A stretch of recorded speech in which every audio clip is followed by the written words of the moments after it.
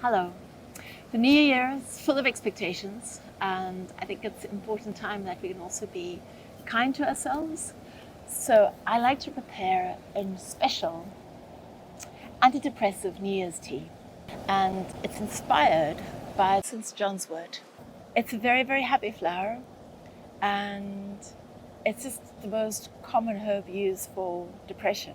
So in my special New Year's tea, I have about 5 flowers that I combine. It's that really cheerful, flowery tisane that is so uplifting. So one of the important ingredients is lavender. So just a few sprigs of the lavender is more than enough. Another lovely calming herb is the chamomile. This is Chamomile nobilis. You can use this one or the German chamomile, it doesn't matter.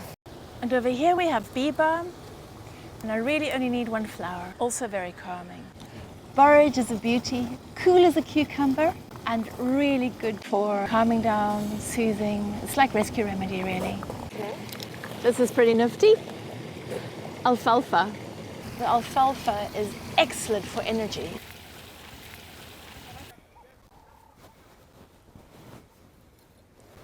For our happiness tea, we're just going to plunge all these lovely flowers into the teapot.